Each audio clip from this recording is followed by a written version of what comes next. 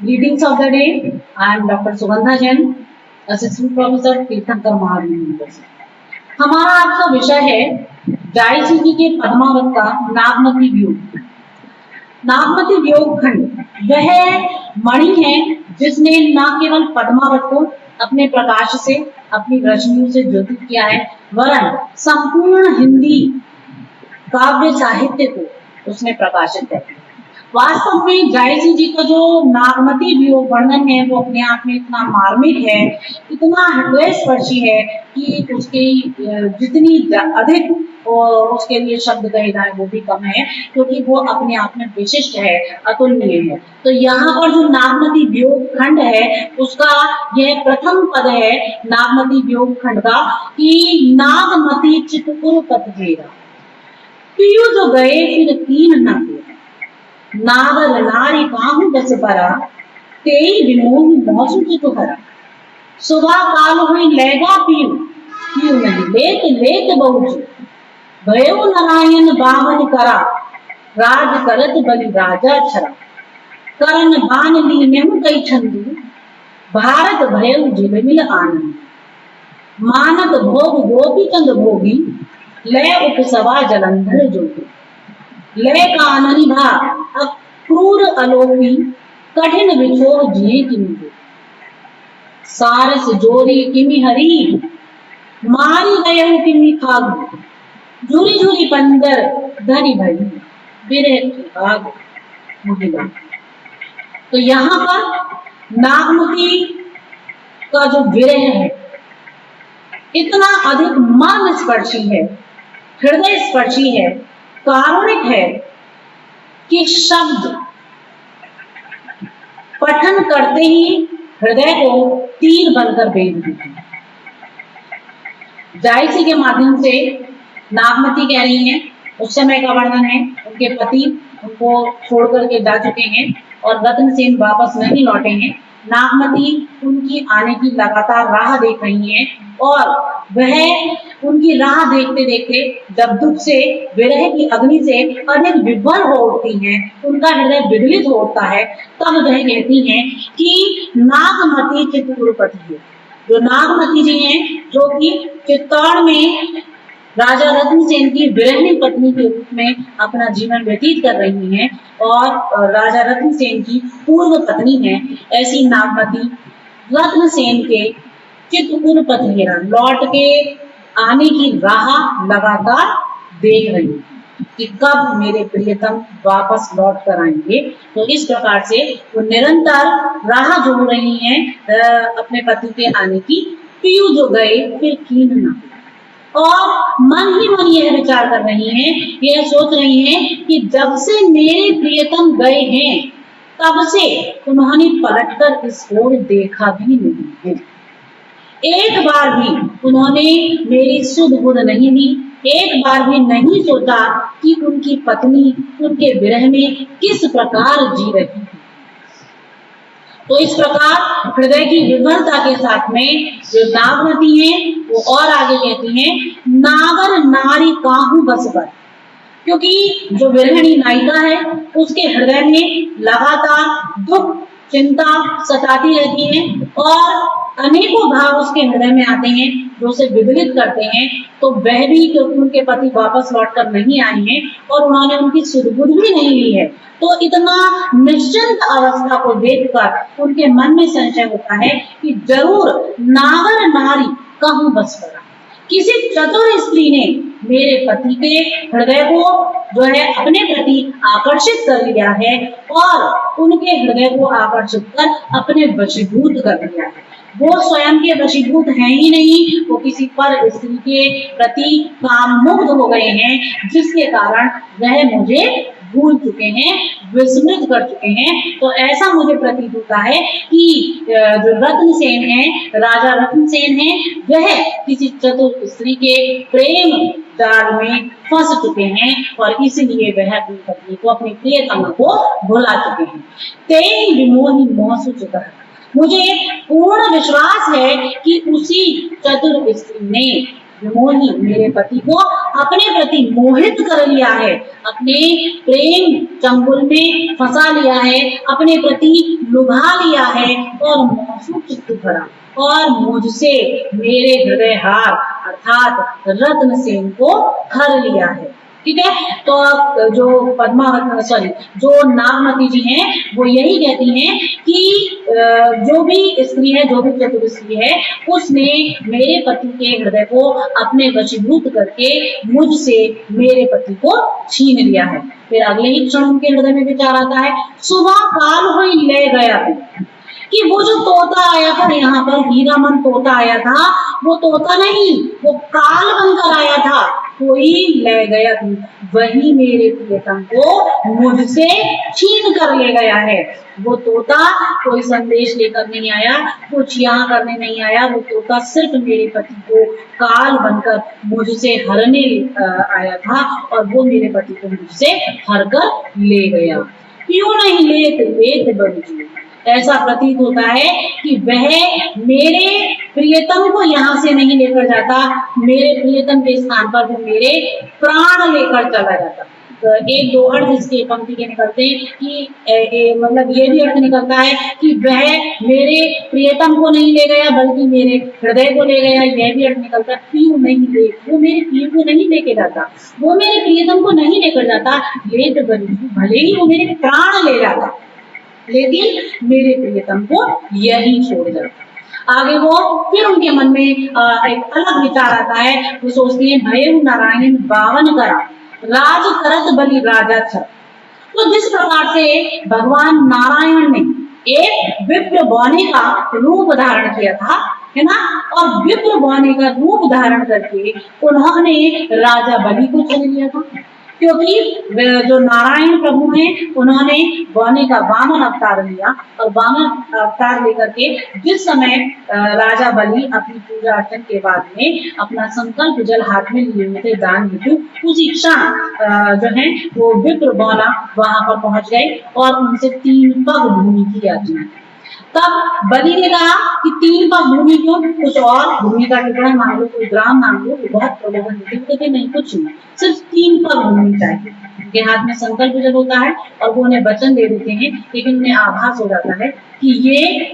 जो है कोई बौना नहीं, कुछ और है। तो उनको आभास अंदर से प्रतीति होने लगती है और तब भगवान नारायण अपना विराट रूप धारण करते हैं और अपना परिमाण बहुत अधिक बढ़ा लेते हैं और अपने 2 पग में आकाश पाताल सब कुछ नाप लेते हैं और फिर उनसे कहते हैं कि अब मैं तीसरा पग कहाँ रखूं। तो बलि कहते हैं कि मेरा वचन असत्य नहीं जाएगा, प्रभु आप अपना तीसरा पग मेरे शीश कर दीजिए, मैं भी आपके शरण में। तो इस प्रकार से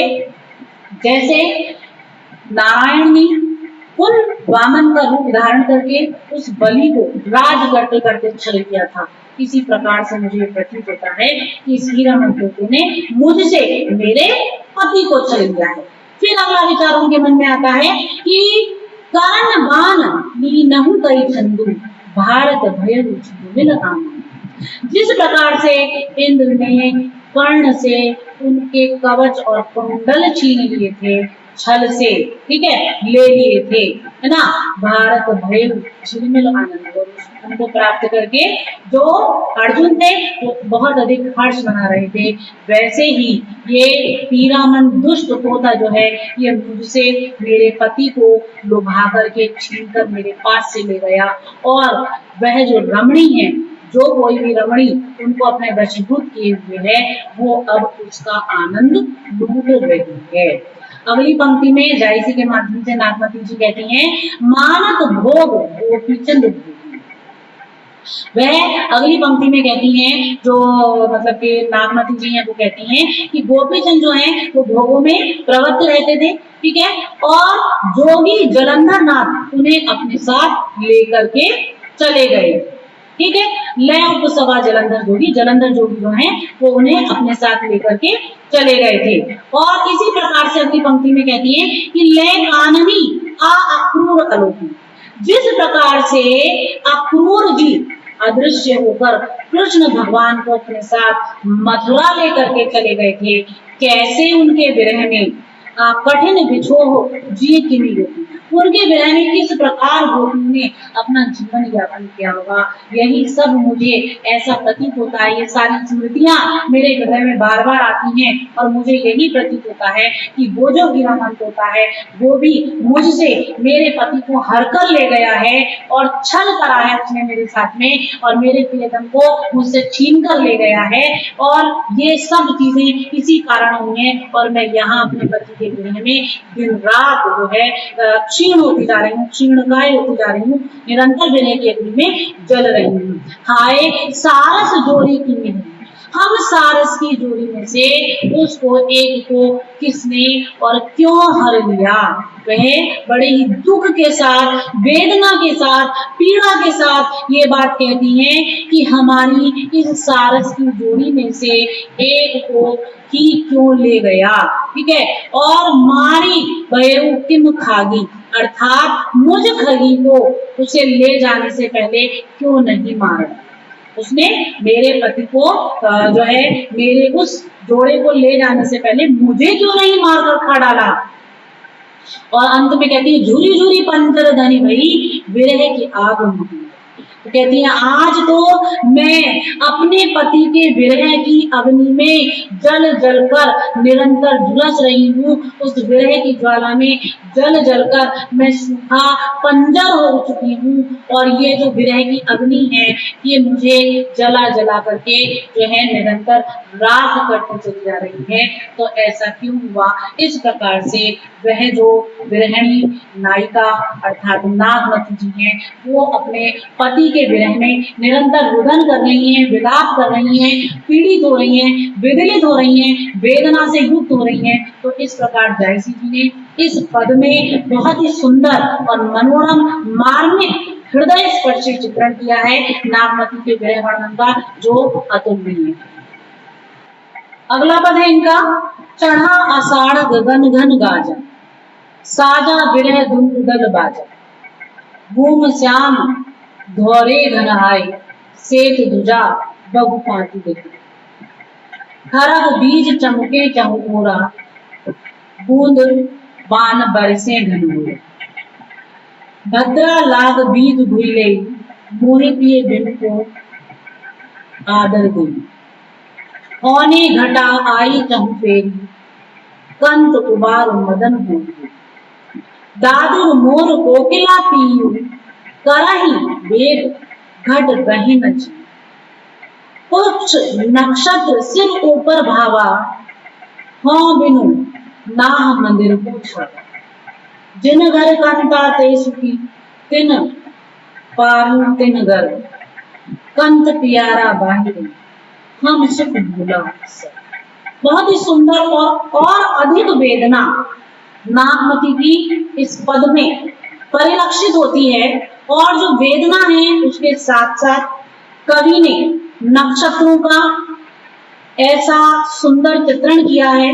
जो कि उनके ज्योतिष और गंभीर ज्ञान को पूरी तरह से परिलक्षित कर रहा है। तो यहाँ पर नागमती कहती हैं कि चढ़ा आषाढ़, आषाढ़ का जो महीना है वह चढ़ आया है या आ गया है, गगन घन गाजा,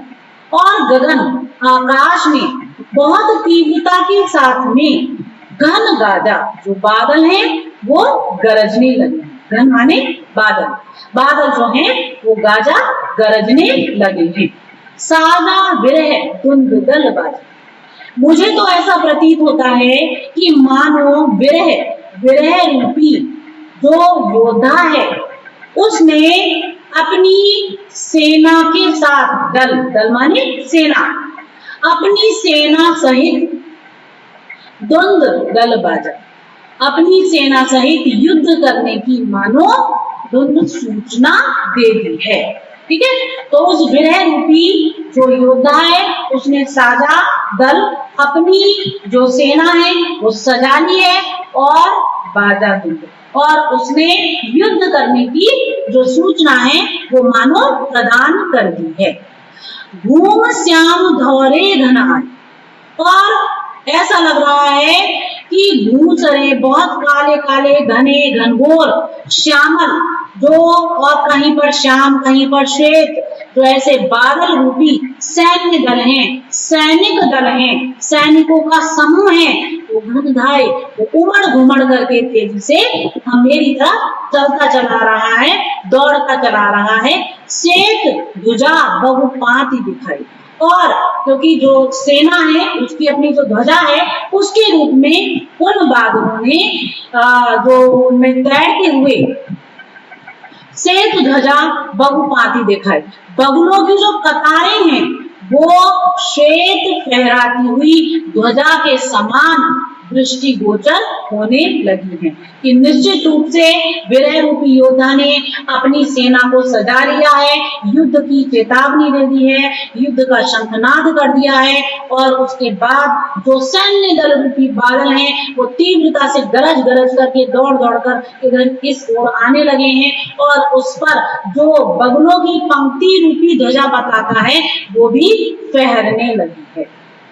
आगे कहते हैं खरग बीज चमके चबूरा,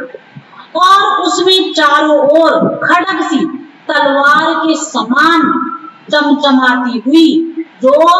बिजलियां हैं, बीज जो बिजलियां हैं चमके चबूरा, चारों ओर चमक रही हैं। जैसे सेना में जब युद्ध प्रारंभ होता है तो सारे शत्रुओं की जो क्या कहते हैं तलवारें हैं उनको ध्वस्त करने के लिए, उन शत्रुओं को मारने के लिए जो मतलब कि सेना है वो अपनी तलवारें निकाल लेती है, उसी प्रकार से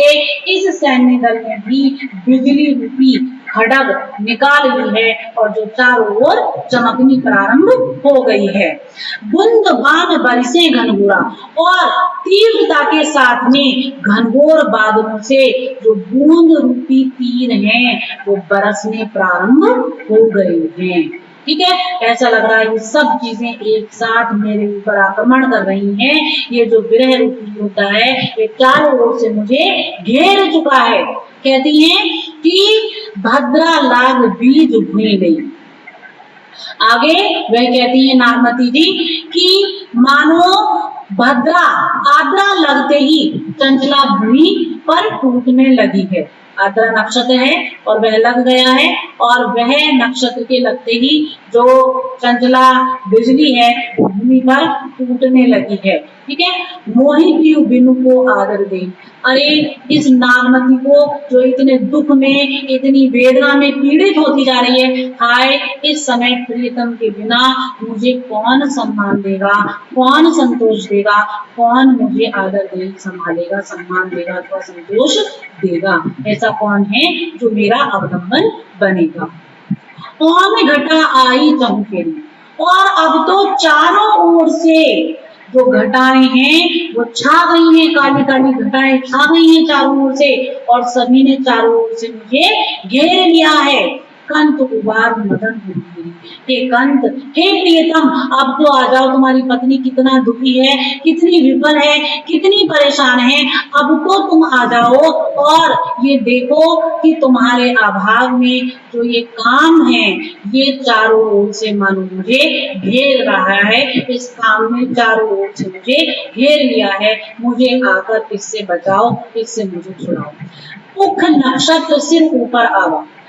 इससे पूर्व की पंक्ति है अभी, दादुर मोर कोकिला पीहू, यही नहीं दादुर मेंढक मोर कोयल पपीहा ये सारे के सारे बोल बोल करके करही बेद घट रहे न जी, मेरे हृदय को विदीर्ण कर रहे हैं, मेरे प्राणों को विदीर्ण किए डाल रहे हैं, मानो मेरे गात से, मेरे शरीर से प्राण खींचे चले जा रहे हैं। अब मेरे प्राणों का घट इस शरीर में रह न जीव रह पाना संभव नहीं है, मैं कैसे अपने प्राणों को रोकूं। हे प्रियतम, अब तो आ जाओ, अब तो आकर मेरे हृदय को अवलंबन दो, आश्रय प्रदान करो। उक्त नक्षत्र सिर ऊपर आवा, हे स्वामी आप तो बहुत दूर हैं, देखिए कुछ नक्षत्र जो है वह भी ऊपर खड़ा है, और हाँ बिनु ना ही मंदिर को छावा, मेरे स्वामी मुझसे इतना दूर है, अब मैं आपके बिना कौन, मतलब किस प्रकार से अपने इस मंदिर को बचाऊंगी, या मेरे इस मंदिर को आपके बिना कौन छवाएगा। जिन घर कंता अंत में बिल्कुल विदीर्ण भाव से और वेदना के साथ में नागमती कहती हैं, जैसे बिल्कुल हार गई अपनी वेदना को कह कहकर, और अंततः कहती हैं, जिन घर कंता ते सुखी, अर्थात जिन रमणियों के घर पर, जिन स्त्रियों के घर पर उनके पति विद्यमान हैं, वो वास्तव में सुखी हैं, सौभाग्यशालिनी हैं। तिन गारो तिन गर्व, उन्हें अपने ऊपर बहुत गर्व है, गौरव है, क्योंकि उनके प्रियतम उनके पास हैं। कंत प्यारा बाहिरे, हम सुख भूला सब। अरे मेरे तो जो प्रियतम हैं वो बाहर चले गए हैं, वो हैं ही नहीं, मैं अभागिन उनके विरह में सारे सुखों को, सारे भोगों को भुला बैठी हूँ, मेरे पास कुछ भी शेष नहीं है, मैं पूर्णतः दुख से विदीर्ण हो चुकी हूँ। तो यहाँ पर कवि जायसी ने नागमती के इस विरह वर्णन को विप्रलंब श्रृंगार के साथ में पूरे हाव भाव विभाव आदि के द्वारा चित्रित किया है, और बहुत ही निपुणता के साथ में उन्होंने इस पद का वर्णन किया है। जो ऋतु संबंधी नक्षत्र लग रहे हैं उस ऋतु के लगने पर, आषाढ़ माह के लगने पर, तो कौन कौन से नक्षत्र हैं जो लगते हैं, उन सबका बहुत ही सूक्ष्मता के साथ उन्होंने चित्रण किया है। ये सभी चित्रण जायसी के गंभीर ज्ञान को परिलक्षित करता है, और काव्य परंपरा का जो जायसी का ज्ञान है उसको भी प्रकट कर रहा है, और बहुत ही सुंदर यहाँ पर अभिव्यक्ति जायसी जी ने की। धन्यवाद।